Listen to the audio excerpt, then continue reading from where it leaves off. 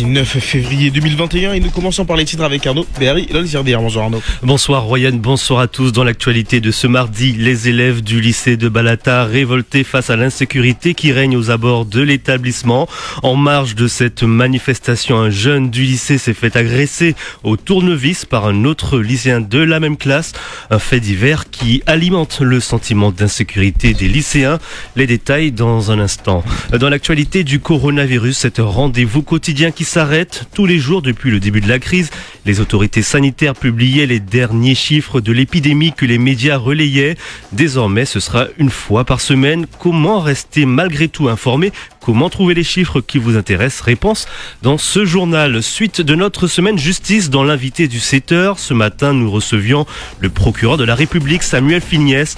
Il a rappelé le rôle de sa fonction qui porte attention sur tous les justiciables, victimes comme auteurs de crimes et délits. On y revient et puis en sport, suite au championnat en handball, à l'affiche hier soir, l'US Matoury, l'ASC Le Gel d'Art de Kourou chez les hommes mais aussi chez les femmes. Résultats et réactions en fin de journal.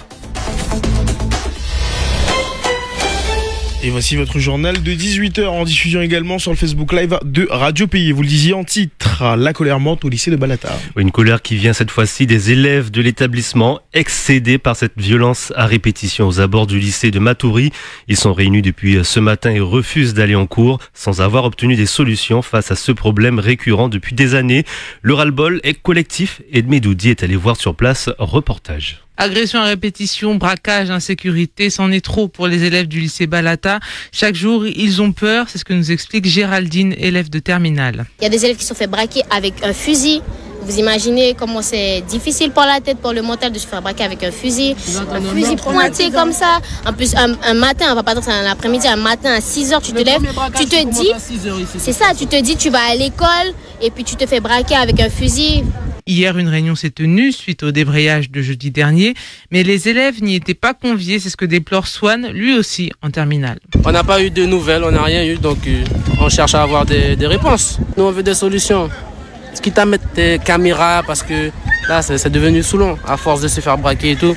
Il y en a, ils ont arrêté l'école parce qu'ils ont peur, ils se font braquer, ils sont traumatisés, donc voilà. Donc nous, on veut des solutions. À court de solutions, certains ont choisi de se défendre eux-mêmes en venant armés au lycée. Comme c'est interdit, ces élèves sont souvent renvoyés, ce que déplore Swan. Mais après, il faut nous comprendre. Certes, on n'a pas le droit d'être armé, mais on n'a pas le droit de venir à l'école pour se faire braquer. On vient à l'école pour apprendre. On vient pas à l'école pour se faire braquer. Si on a des téléphones, c'est pour appeler nos parents, appeler nos frères, nos sœurs, des trucs comme ça. Vous pouvez demander à qui que ce soit, dès qu'il vient là, il a peur de se faire braquer. De son côté, Roneline a souhaité prendre les choses en main. Elle s'est directement adressée aux gendarmes présents sur place. C'est eux qui sont là le matin, c'est eux qui sont censés assurer notre sécurité. Du coup, j'ai un peu échangé avec eux afin de savoir comment, vu que le matin, je trouve qu'ils sont positionnés à des endroits qui ne sont pas stratégiques. Du coup, on a parlé de leur positionnement et de comment on va gérer pour pouvoir mettre des choses en place, pour pouvoir intercepter les voyous et pouvoir travailler ensemble en équipe, les gendarmes avec les élèves du lycée. Désormais, ces lycéens attendent aussi un geste de la part de l'établissement et des autorités pour ne plus venir en cours, la peur au ventre. Alors en marge de la manifestation, un fait divers vient alimenter, confirmer ce sentiment d'insécurité. Un lycéen de 17 ans s'est fait agresser au tournevis en début d'après-midi par un autre camarade de classe. Les deux jeunes hommes sont déjà connus favorablement des services de police. La victime a été prise en charge par les secours et l'agresseur est placé en garde à vue. Le mouvement continuera tant qu'il n'y aura pas de réponse concrète du rectorat et des autorités. Fini le point épidémiologique quotidien. Oui, on avait l'habitude de vous donner comme chaque jour le nombre de cas de Covid-19 recensés sur le territoire. C'est désormais fini, ou presque. Ce bilan se fera chaque semaine et sera plus global. Décision des autorités sanitaires pour plus de recul. Mais si vous êtes en manque de données, pas de panique, il vous reste une solution. Regardez vous-même les dernières publications chiffrées en ligne. Clément Buzalka vous explique. Une pandémie, c'est des chiffres, beaucoup de chiffres. Depuis près de 12 mois maintenant, nous sommes tous devenus un peu dépendants de ces données. Chaque jour, un œil sur les compteurs de la maladie. Tout cela étant possible, notamment grâce à ce qu'on appelle les open data, comprenez les données publiées en accès libre par les autorités sanitaires. Aujourd'hui, on trouve tout, ou presque, le taux de positivité par département, les rendez-vous à venir dans chaque centre de vaccination, le nombre de tests, de décès, de lits occupés en hôpital, etc. Parmi notre sélection de sites pour que vous puissiez accéder aux données de votre choix.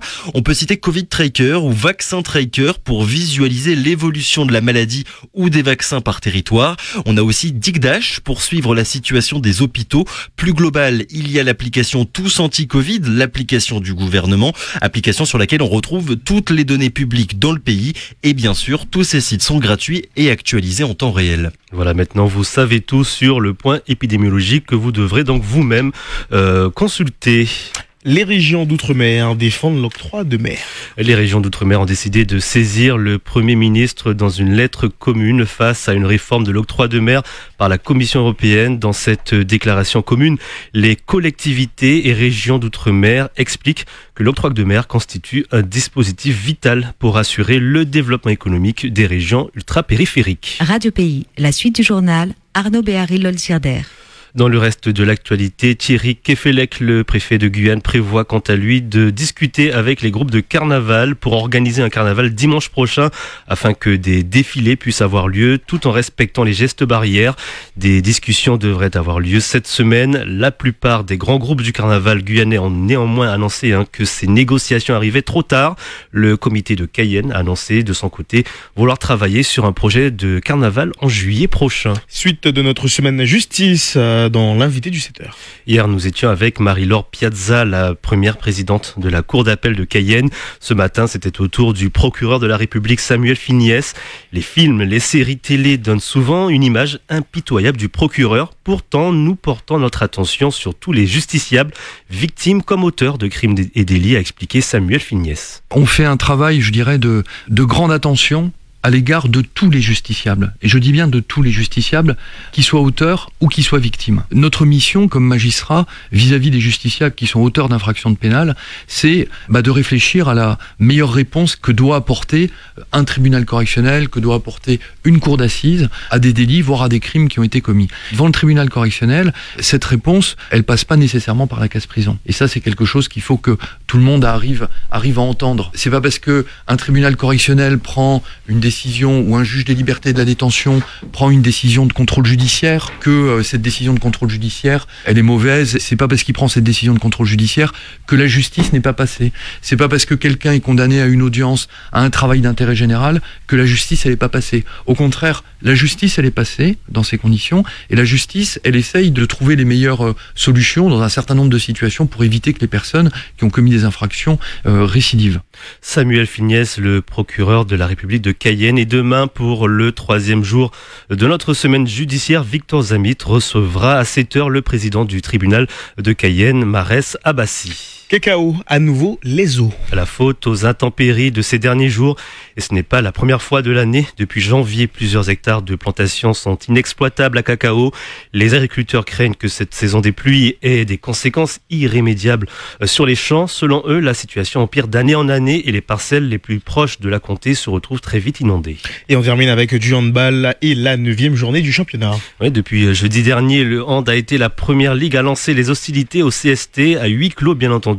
À l'affiche, US Matoury, ASC Le Geldar de Kourou, 22-26 chez les féminines. Et chez les hommes, US Matoury également, ASC Le Geldar de Kourou aussi, 31-30. Les rencontres ont été de bonne facture avec des joueurs pleins d'envie. Cela promet pour les jours à venir. On n'a pas à rougir de notre défaite avec peu d'entraînement, explique Mario Michel, coach du Montabo Athletic Club. Nous restons conscients, nous restons lucides aussi. Ce soir, nous avons quand même joué la meilleure équipe, l'équipe championne en titre. Donc nous restons humbles et savions que ça allait être très compliqué. Surtout après pas mal de semaines sans s'entraîner. Vous savez, la GSE reste une grosse Ferrari quand même. Ils ont quand même l'expérience, ils ont les joueurs pour. Donc il faut qu'on reste lucide et se dire il faut travailler et puis essayer de gagner les prochains matchs. Je l'avais dit que le titre ne se joue pas ce soir, ni le championnat non plus. À nous d'aller chercher les points. Il y aura d'autres matchs. À nous d'être présents, de répondre présent et d'aller chercher les points. Mais ce soir, je suis pas trop déçu. On n'a pas à rougir de notre défaite parce que ça fait un bon moment qu'on s'est pas entraîné. Je trouve que les joueurs, ils avaient un peu plus d'envie que d'habitude. Donc je suis pas déçu. Je reste confiant et puis on verra bien par la suite. Ainsi, la pandémie nous permettra d'avancer dans le championnat ou pas. Et puis voilà, bon vent à la GSE. Et puis nous, à nous de travailler. La semaine prochaine, on a déjà rendez-vous contre Macoria. Donc faudra répondre présent. Et du côté de du côté du Montabo Athletic Club, de l'US Matoury, pardon, la victoire, oui, mais difficile, explique l'entraîneur Richard Lucré. Quel but? Effectivement, ça s'est joué à rien du tout. Après, ça s'est peut-être joué au mental ou à un détail près, mais c'est vrai que nous avons quand même mené tout le match. On s'est relâché à un moment. On pensait que qu'on avait peut-être fait le plus difficile. L'équipe du Jolda, qui est une très bonne équipe, est revenue. Et ensuite, on a manqué de confiance et on a des pertes de balles. Et heureusement quand même qu'à la fin, on finit par s'imposer d'un but d'écart. Parce que c'est une reprise. C'est vrai que vous nous disiez, bien sûr, en interview, qu'il n'y a pas eu beaucoup de jours d'entraînement, mais il y a eu de l'envie. C'est sûr qu'il y a eu de l'envie. Les joueurs, ils sont épuisés. Il faut juste les regarder. Ils n'en peuvent plus. Des deux côtés d'ailleurs. C'est un championnat qui va être très très difficile, même voire bizarre.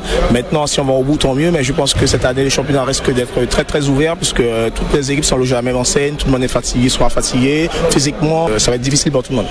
Des réactions des entraîneurs recueillies par Alain Paulmin.